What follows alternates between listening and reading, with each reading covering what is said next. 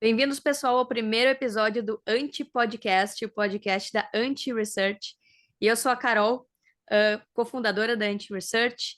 E nesse primeiro episódio a gente vai contar um pouco sobre a história do Anti-Podcast, a história da Anti-Research, por que que ela surgiu, por que que a gente está produzindo todo esse monte de conteúdo em formato áudio, podcast e também os artigos da Anti-Research. Comigo aqui eu vou ter o Caio Leta, que também é pesquisador da Anti-Research e também vai seguir aqui com os podcasts, o Anti-Podcast. E a gente vai falar um pouco sobre o manifesto da Anti-Research, o que que a gente vai criar de conteúdo nessa plataforma de artigos e também aqui no Anti-Podcast. Bom, a Anti-Research, ela surgiu com uma ideia minha e da Cacá, minha sócia na área Bitcoin, também na Anti-Research, sobre como as researches tradicionais elas têm a mentalidade fiat e do sistema fiduciário tradicional. E quando a gente começa a aprender sobre o Bitcoin, a gente muda muito a nossa mentalidade.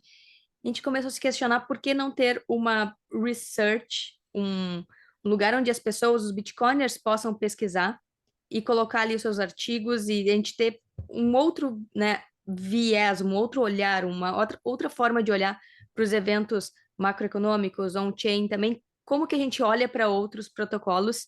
E é por isso que uma das linhas de escrita na Anti-Research são também as investigações de outros protocolos. Mas antes de seguir nos conteúdos, eu vou chamar o Caio Leta, que é pesquisador na Anti-Research e que também é cofundador da Anti-Research e também cofundador aqui do Anti-Podcast. A gente vai seguir todos esses conteúdos aqui junto com vocês. Caio, obrigado por estar aqui, obrigado por aceitar o nosso convite para fazer parte de tudo isso e se apresenta aí para a galera. Bom, boa noite, bom dia, boa tarde, não sei que horário vocês estão ouvindo. Primeiro, tipo, foi uma honra receber esse convite, assim, tipo, eu conheço a Cacá e a Carol faz uns 2 anos já, mas, tipo, isso ao vivo, né? Tipo, sigo o trabalho delas há uns 3 ou 4, e foi muito legal ver toda a transição de vocês desde use cripto para a área Bitcoin, tipo, foi muito interessante ver o processo, e eu lembro que quando vocês mudaram, e acho que isso eu nunca falei com você para vocês, mas uma das poucas coisas que eu assim que eu tive um pensamento divergente da maioria das pessoas é que a gente estava perdendo poucas das pessoas racionais que faziam um contraponto sensato e sem viés em relação ao mundo cripto. Sabe, a gente perdeu pessoas que estavam fazendo conteúdos com um senso crítico. Então sobrou só pessoas que vão dourar a pílula ao máximo. Então, tipo, quando vocês começaram esse projeto, eu acho que eu lembro, foi em janeiro desse ano, eu lembro de ver anúncio assim sobre as investigações, eu pensei, nossa, genial, que bom que sabe, esse pensamento de ter uma visão mais crítica, existir uma visão mais crítica sobre o ecossistema cripto como um todo, não ficou para trás, que era uma coisa que eu acho que tinha muito valor, assim, apesar de ser um trabalho num ecossistema que em média não, tem muito mais scammer, né? Estamos falando aqui sem precisar ter ressalvas, assim. Então, tem muito mais scammer mesmo. Então, saindo pessoa séria, sobram só os scammers. Então, eu lembro que eu fiquei muito feliz quando vi que vocês iam continuar fazendo isso. Fiquei tão feliz quanto, ou mais, muito mais, na verdade, quando vocês me convidam para fazer parte, assim, que, no fundo, é tudo que nos últimos 2, 3 anos da minha vida eu venho fazendo, né? Tipo, investigações profundas sobre o Bitcoin é um negócio que realmente atrai pessoas que têm curiosidade, assim, pessoas com um perfil de pesquisador, pessoas que, sabe, o Bitcoin tem um certo aspecto que é muito interessante. Então, poder compatibilizar essa é a minha tendência, essa coisa que eu gosto, com um trabalho que a gente consegue atingir muito mais pessoas, é um negócio que é muito legal. Então, não sei, vai ser muito legal essa jornada de co-construção tanto do Anti-Podcast quanto da Anti-Research, assim, tipo, os primeiros relatórios que a gente tem feito, mesmo o seu da inflação, as suas investigações sobre as outras moedas, os textos sobre mineração, estão ficando legais. Eu acho que a gente vai conseguir fazer um... Porque, assim, uma grande questão que tem no mundo é que tem muito conteúdo. A questão é que onde você acha um conteúdo organizado?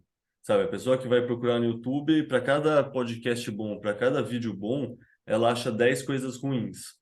Então, tipo, a ideia de centralizar tudo num ambiente que se propõe a não ser enviesado, que, tipo, se orgulha disso, tem isso no próprio manifesto, é um negócio que é uma diferença de 0 para 1 versus você ter que procurar por conta própria, assim. Tipo, eu e você, a gente dedica a nossa vida ao Bitcoin. A gente tem tempo de ficar 10, 12 horas por dia separando o joio do trigo e entendendo realmente o que está acontecendo. Muita gente não tem esse tempo, né? Muita gente, sei lá, é médico, é cabeleireira, é motorista. Muita gente tem qualquer outro emprego que não tem no dia a dia o espaço para se manter atualizado. Então, ter um espaço que a pessoa confie e conheça as pessoas, saiba que elas têm reputação, seriedade, que sabe que vai vir bem triada a informação, vai vir bem curada e vai ser uma informação de confiança, com certeza gera muito valor na vida das pessoas. Então, Carol, me explica uma coisa, tipo, já que a gente está começando aqui, o pessoal está meio conhecendo a gente, aprofunda sobre o manifesto da Anti. O que que você estava pensando quando você escreveu e qual é a essência dele? Boa. Eu acho que parte de uma necessidade própria, né? Tu estava falando antes sobre conteúdos organizados que as pessoas saibam que vai ter uma boa triagem, filtragem da qualidade e que não fere aos conceitos, aos princípios do Bitcoin. E isso era uma grande dificuldade para mim, porque quanto mais eu estudava sobre o Bitcoin, lá na época de Use Crypto, por exemplo, mais eu percebia o quanto a informação estava contaminada de alguma forma, ou por interesse, ou por algo que não fazia sentido. E essas investigações, elas vêm com... primeiro, as investigações, né? Porque eu penso que a anti-research e o anti-podcast são uma ferramenta para ajudar as pessoas a filtrarem, então, filtrarem melhor os conteúdos. E uma das linhas é ser anti-fraude, né? Porque eu gosto de pensar anti-research como triple F, anti-fraude, anti-fiat e anti-FUD. Então, a gente vai desmascarar algumas das mentiras que falam sobre o Bitcoin, a gente vai desmascarar algumas mentiras sobre o dinheiro, ou algumas polêmicas sobre o dinheiro, e também algumas fraudes que a gente acompanha por aí. Então, eu queria muito ter tido a possibilidade de consumir conteúdos como esse, porque a gente vê tanto conteúdo comprado pelos próprios protocolos, por exemplo, nas redes sociais, no Google, artigos, as próprias researches, por exemplo, elas têm artigos, research script, né? Elas têm artigos comprados por protocolos, por exemplo. Então, como que as pessoas vão conseguir filtrar, ter senso crítico e principalmente conseguir se proteger se elas não conseguem discernir o que é verdade e o que é fraude, ou o que é algo, o que é inovação, como é tratado muito dessas fraudes, do que não é. Então fica tudo misturado, porque existe um. Não são conceitos técnicos, né? Quanto mais a gente observa o Bitcoin e compara com outros protocolos, são princípios que o Bitcoin segue e que se a gente colocar todos os outros protocolos nesse filtro, a gente vai ver que eles não seguem esses princípios. Então eu gostaria muito de ter tido a oportunidade lá naquela época de ter consumido conteúdos com essa pegada, a ponto de eu não ter passado por aquele processo de, tá, ok, tudo é lindo, tudo é maravilhoso, tudo é promissor, mas aí quanto mais a gente percebe que não é, a gente vê o quanto esse castelo de cartas e essa toca do coelho também, ela é muito mais profunda, né? Então, quando eu criei o manifesto, meu objetivo era justamente trazer isso à tona, né? O que que seria uma anti-research? Que ela não é contra a pesquisa, pelo contrário, ela vai contra a pesquisa da forma como ela é feita, comprada, corrompida ou com conflito de interesses, porque muitas researches fiat, por exemplo, têm seus próprios produtos, muitas researches cripto também têm seus próprios produtos, tokens, fundos. Então, como que esses produtos vão ter não vão ter conflito de interesse. De alguma forma, vai estilar o portfólio ou o fundo que tem outras criptomoedas, por exemplo, e que não tem os princípios e os valores que a gente vê no Bitcoin. Então, a partir disso, veio essa ideia. Bom, então, se as researches elas estão contaminadas pelos princípios keynesianos ou cripto, ou são totalmente voltadas para a especulação, e no final das contas, ao invés de proteger os investidores e sugerir ativos saudáveis ou alertar para os riscos, elas fazem justamente o contrário. Muitas delas são casas de propaganda de tokens. E Então, isso, do meu ponto de vista, é super antiético, sabe? Então, esse foi o propósito da anti-research, ser o contraponto ao que a gente vê por aí e, de alguma forma, ajudar a esclarecer e ajudar as pessoas a filtrarem melhor o que tem por aí e entrar mais fundo na toca do coelho do Bitcoin também. Cara, você falou um negócio que me chama muito a atenção, que é esses princípios do Bitcoin como um filtro, né? Que, tipo, muita gente não para pensar que o fato do ecossistema ser novo, imaturo e desregulado significa também, entre várias outras coisas, que eu posso estar vendendo um metafórico McDonald's falando que ele é a cura do câncer. E é isso que acontece em todos os criptoativos, né? Ou pelo menos na grande maioria deles. Você tem uma equipe de marketing, você tem alguns devs, você tem alguns comerciais, você faz acordo em grupos de WhatsApp e Telegram para pampar o ativo.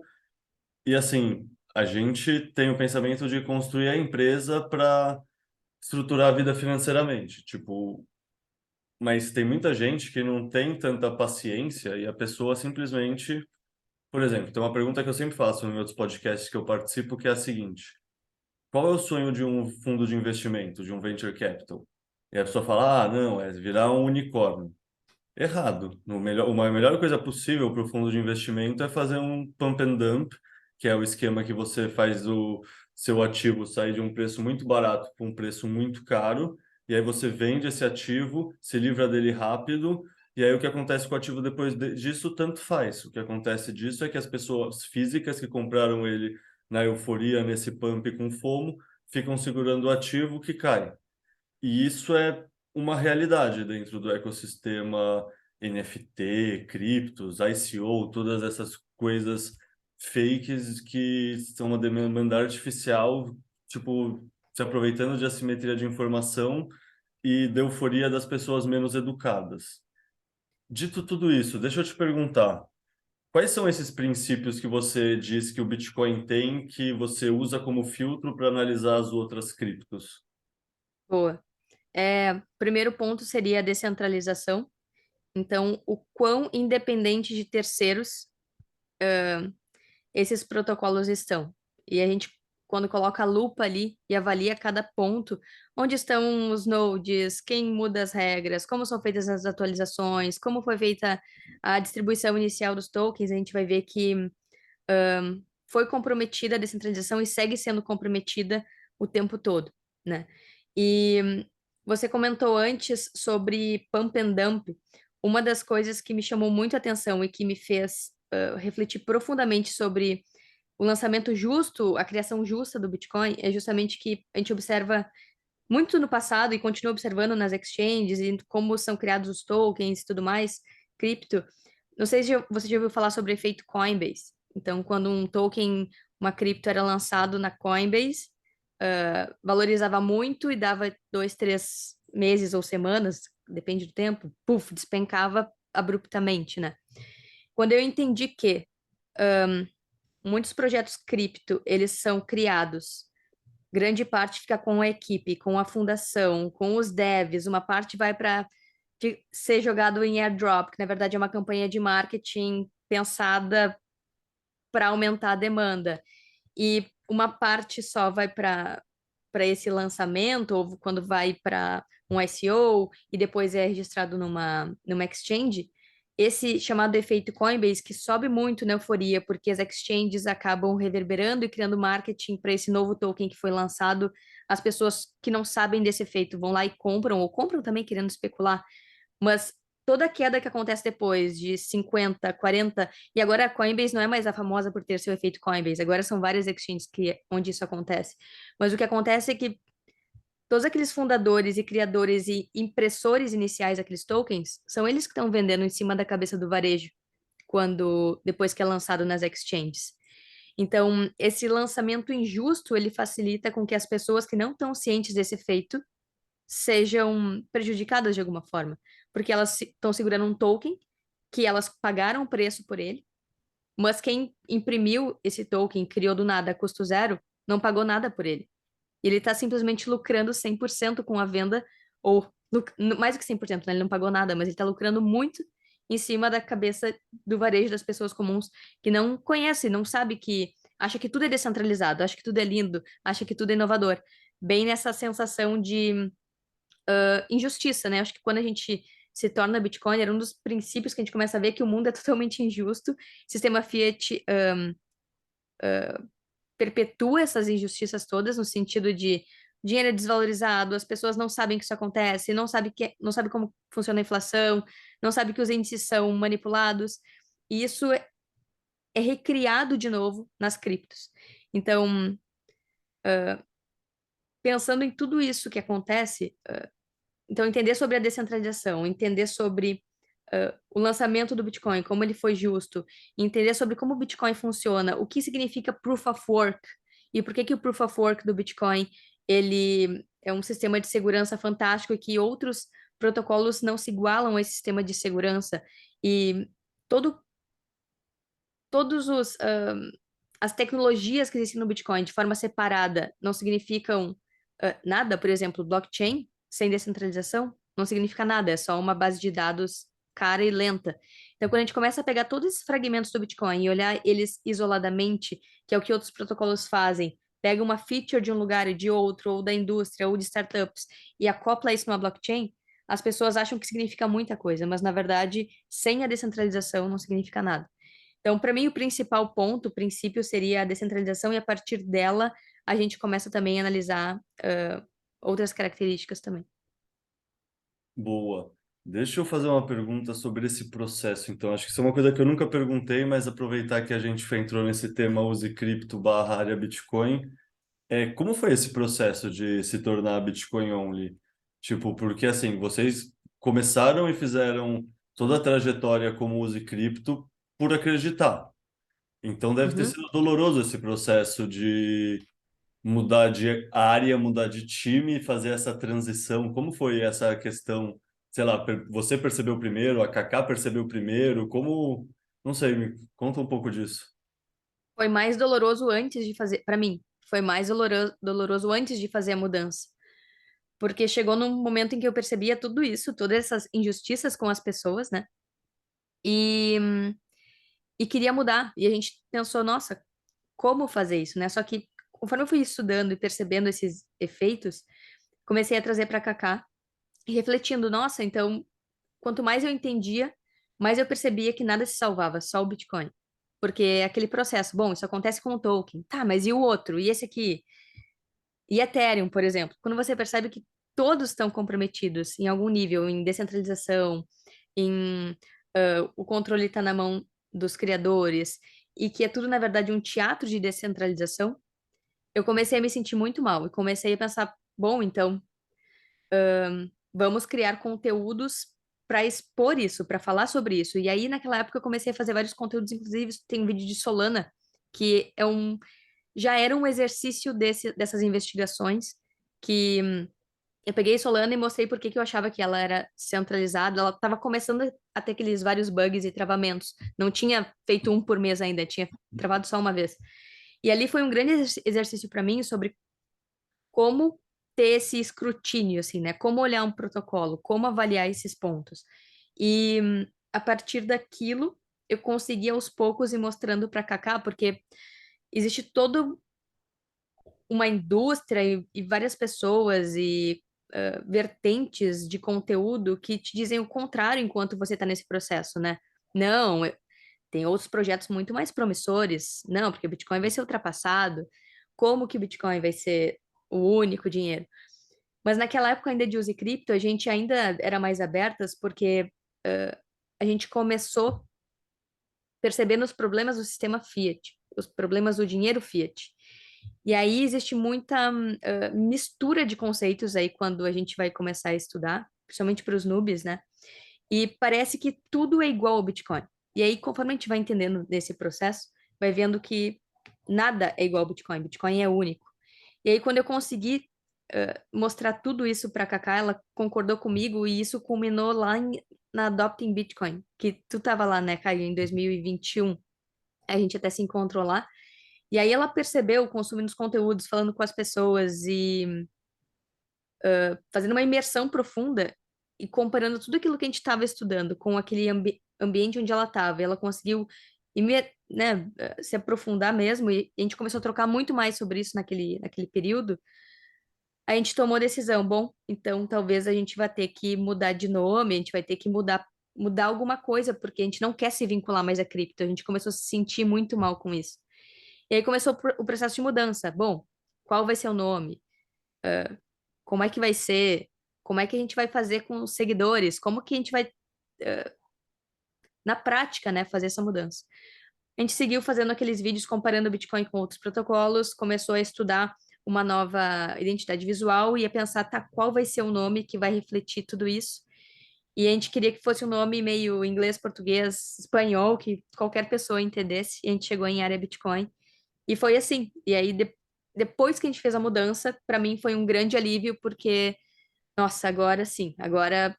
Porque a última coisa que faltava fazer era mudar o nome. A gente já estava diferenciando Bitcoin de criptos, né? Só faltava justamente mudar o nome para que as pessoas não confundissem, porque sempre vinha assim: ah, mas vocês são Use Cripto.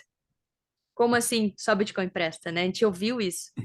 E mudar o nome para a gente também seria uma forma de traçar uma linha para nós, para o mercado, para os nossos seguidores e dizer: olha, e que existe uma grande desinformação rolando em toda a mídia, nas notícias, e que existe um interesse de misturar os conceitos. A gente não vai mais fazer isso, porque a gente entendeu que não é ético com os nossos seguidores e com a gente também, né? Com o que a gente está percebendo.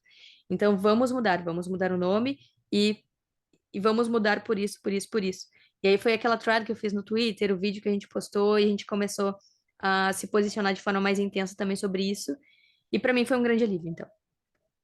Ah, imagino. Tipo, nossa, deve ser complicado já ter mudado de. Eu lembro do vídeo do Solano, eu lembro de pensar justamente isso. Quando a gente já se conheceu lá em El Salvador, vocês deviam estar nesse momento de já estar com várias questões na cabeça e já vendo a diferença, porque eu lembro de pensar claramente que vocês eram maximalistas que estavam trabalhando no ecossistema maior por questão de números e do ecossistema do Bitcoin ser muito pequeno.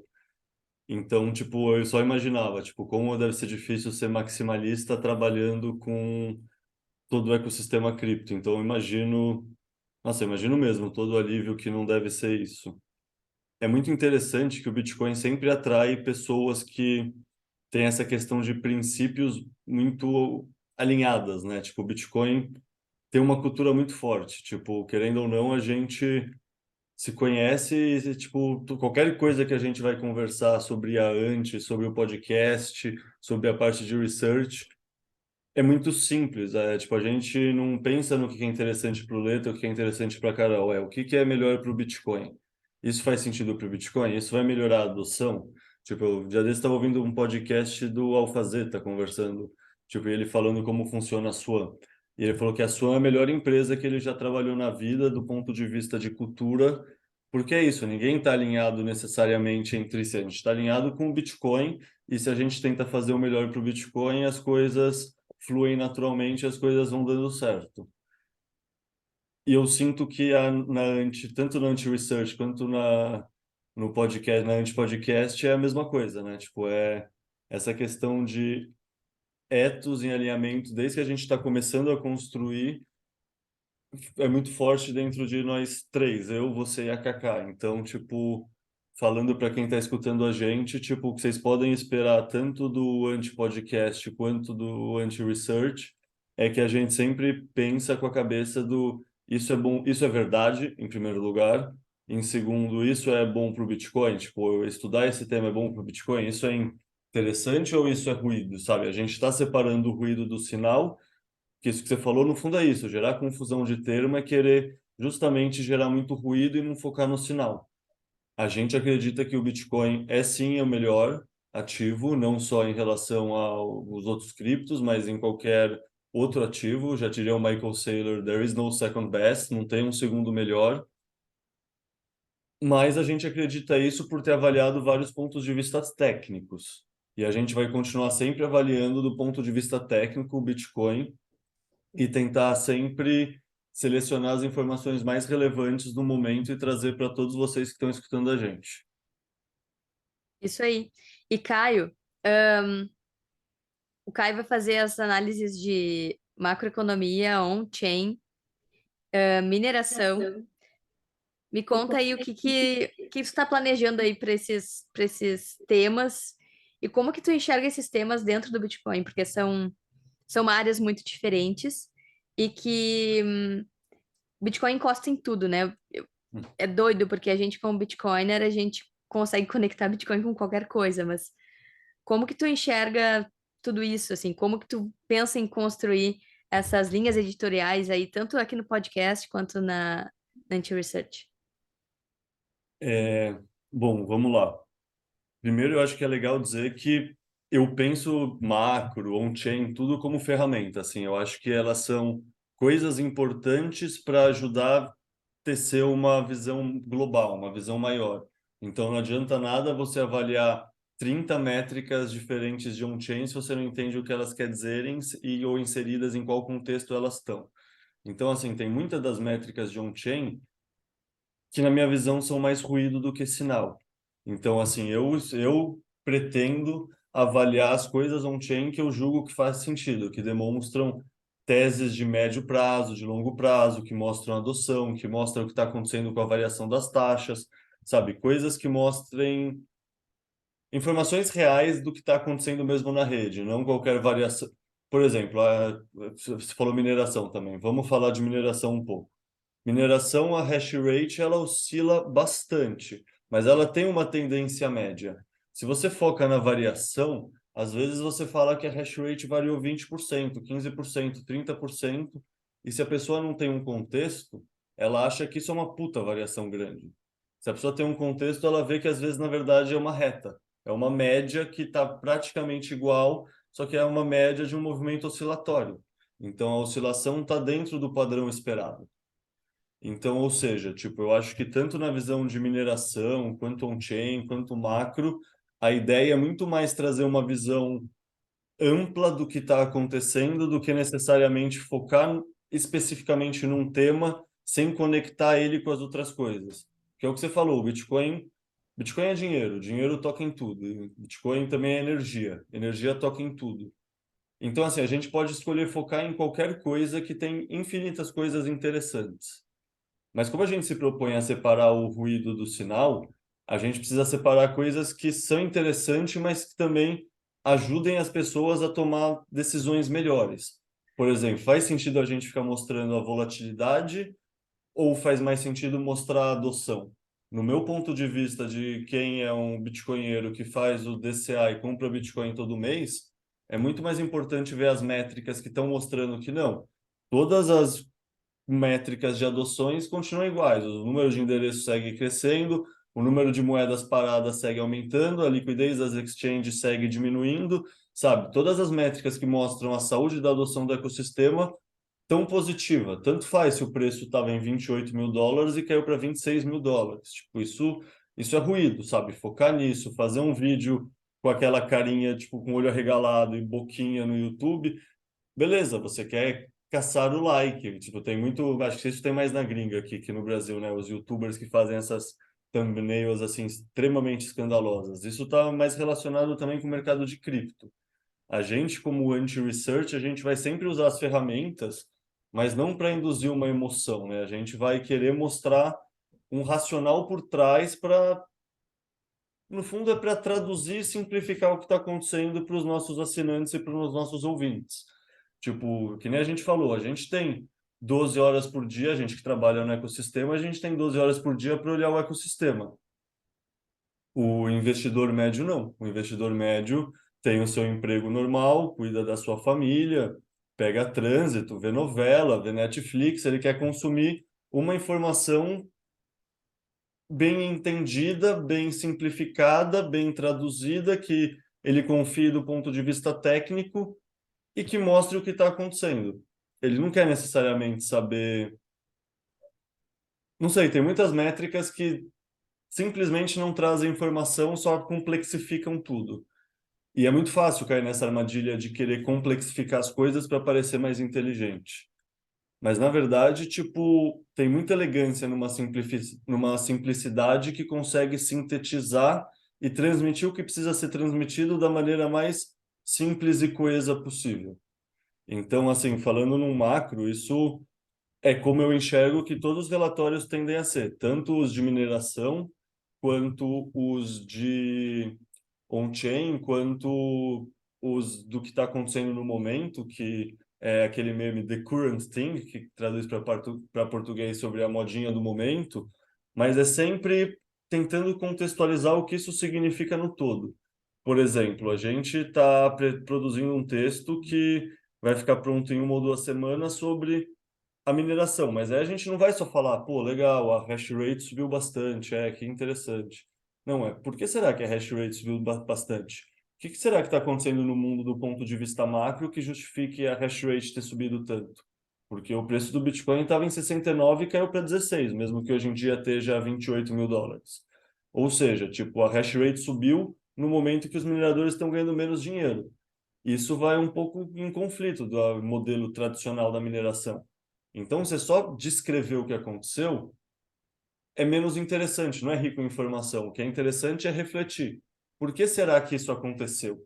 E aí conectar os pontos e fazer uma análise, né? Porque é diferente de você só apresentar dados, é você analisar eles e ajudar a pessoa a ter um modelo mental com maior resolução da realidade. Que isso que pauta pensamentos, decisões, estratégias de alocação de recursos. É você entender o que está acontecendo no mundo ao seu redor.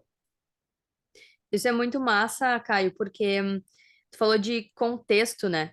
E também tem uma coisa no Bitcoin que é o contexto histórico, porque, por exemplo, agora a gente está vivendo de novo um momento de discussão de aumento de blocos, por exemplo. Isso já aconteceu no passado. Então a gente consegue olhar, bom, nesse contexto, o que aconteceu no passado, né, na Guerra de Blocos de 2015 e 16? Então, é interessante a gente ver acontecer de novo discussões que já aconteceram 10 anos atrás. E também o que você falou sobre dados sem interpretação, que eu acho que é isso também que é interessante, né? Porque ler dados e narrar dados qualquer pessoa faz. Agora, saber interpretar corretamente, com contexto, o que aconteceu no passado quando o hash rate, sei lá, cresceu muito durante o bear, isso já aconteceu? Não aconteceu? Ou o que aconteceu em 2015 e 2016, quando houve um movimento de tentar aumentar o bloco do Bitcoin? Quais os impactos disso? Por que que isso é crítico para a rede Bitcoin? Eu acho que esse senso crítico é o que a gente também quer ajudar as pessoas a desenvolverem, de uma forma mais rápida e assertiva, né? Porque a gente consome, como você falou, 12 horas por dia conteúdo de Bitcoin, e mesmo assim, às vezes não é o suficiente, porque é muita informação e coisas novas surgem o tempo todo. Então, imagina para quem não tem esse tempo disponível e que é a informação concentrada para que entenda o contexto e entenda o que está acontecendo naquele momento e possa tomar decisões melhores, né? Eu acho que no final das contas é isso que a gente quer ajudar as pessoas a decidirem também por conta própria o que que elas vão fazer, o que que elas não vão fazer, ou como que elas vão interpretar cada momento, porque é doido, durante o bull market, todo mundo está empolgado, existe uma narrativa e tá todo mundo feliz, todo mundo quer se aproximar do Bitcoin, e quando vem o bear como agora, tem muito FUD e também tem muita desinformação, e especialmente a gente está falando sobre as linhas editoriais, então mineração, energia, tem muito FUD. Então as pessoas comuns, se elas pessoas comuns, entre aspas, né? Todo mundo é pessoa comum, mas quem não está dentro do Bitcoin, não consome esse conteúdo por muito tempo, vai acreditar no Wall Street Journal, vai acreditar no New York Times, falando que a mineração gasta muita energia ou prejudica o meio ambiente, não está olhando para as pesquisas que mostram justamente o contrário, de pessoas sérias e que a gente acompanha e que mostram como o Bitcoin muda todo o cenário energético também para positivo, né? E não é essa caveira como foi pintada naquela obra de arte do Greenpeace recentemente. Então, acho que é tudo isso, a gente deu assim um overview e o que que a gente vai falar, mas eu acho que é uma grande salada de frutas, porque realmente o Bitcoin se conecta com tudo. E a gente vai tentar abordar isso de forma séria, profunda, para ajudar as pessoas a terem senso crítico. Perfeito, não podia falar melhor. No fundo, é isso aí. Basicamente, pensem na anti-research e no anti-podcast como uma empresa bitcoinheira que tem o ethos alinhado com o Bitcoin e o senso crítico, né?